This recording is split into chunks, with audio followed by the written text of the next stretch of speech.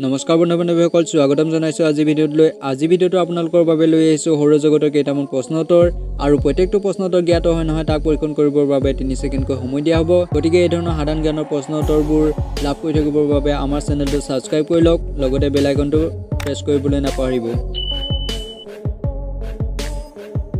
আজি আপোনালোকৰ বাবে লৈ অহা প্ৰথমটো প্ৰশ্ন হৈছে কোনটো গ্ৰহ আটাইতকৈ বেগী? ইয়াত দিয়া আছে বৃহস্পতি, শুক্ৰ, বুধ, শনি। ইয়াৰ শুদ্ধ উত্তৰ হ'ব বুধ। এইবাৰ আহিছোঁ 2 নম্বৰ প্ৰশ্নলৈ। কোনটোক ৰঙা গ্ৰহ বুলি কোৱা হয়? ইয়াত দিয়া আছে বুধ, মংগল, শুক্ৰ, বৃহস্পতি। ইয়াৰ শুদ্ধ উত্তৰ হ'ব মংগল। এইবাৰ আহিছোঁ 3 নম্বৰ প্ৰশ্নলৈ। কিমান চনত প্লুটোক সৌৰজগতৰ পৰা বাদ দিয়া হৈছে? ইয়াত দিয়া আছে 2009 চন, 2006 চন, 2011 চন, 2008 চন।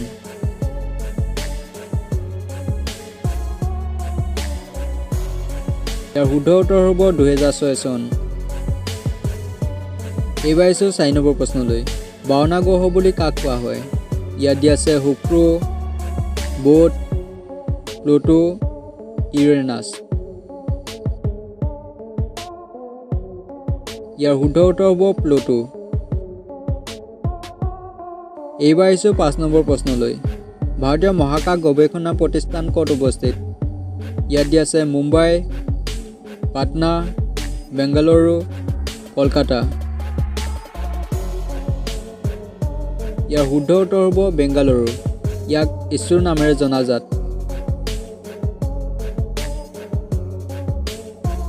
এইবাৰ আহিছোঁ 6 নম্বৰ প্ৰশ্নলৈ। তলৰ কোনটো উজ্জ্বলতম নক্ষত্ৰ? ইয়াত দিয়া আছে সূৰ্য, ধ্ৰুৱ, চিৰিয়াছ, আলফা। ইয়াৰ শুদ্ধ উত্তৰ হ'ব চিৰিয়াছ।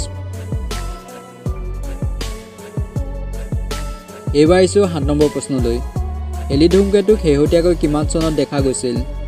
ইয়াত দিয়া আছে 1984 চন, 1982 চন, 1980 চন, 1986 চন। ইয়াৰ শুদ্ধ উত্তৰ হ'ব 1986 চন। আৰু এই হেলি ধূমকেতু 75 বছৰ বা 74 বছৰ মূৰে মূৰে দেখা পোৱা যায়। গতিকে 2061 চন বা 62 চনত এই হেলি ধূমকেতু দেখাৰ সম্ভাৱনা আছে। এইবাৰ আহিছোঁ 8 নম্বৰ প্ৰশ্নলৈ। কোনটো গ্ৰহৰ কোনো উপগ্ৰহ নাই? ইয়াত দিয়া আছে ইউৰেনাছ, শুক্ৰ, বুধ, শনি। ইয়াৰ শুদ্ধ উত্তৰ হ'ব বুধ।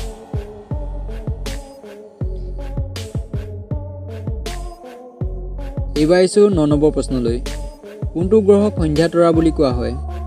ইয়াত দিয়া আছে শুক্ৰ, বুধ, মংগল, বৃহস্পতি।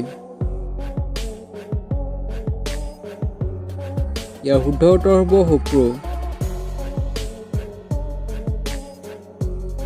এইবাৰ আহিছোঁ 10 নম্বৰ প্ৰশ্নলৈ। গ্ৰহৰ গতিৰ সূত্ৰবোৰ কোনে আগবঢ়াইছিল?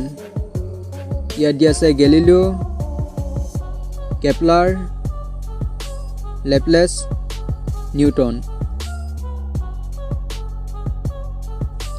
ইয়াৰ শুদ্ধ উত্তৰ হ'ব কেপলাৰ। ধন্যবাদ।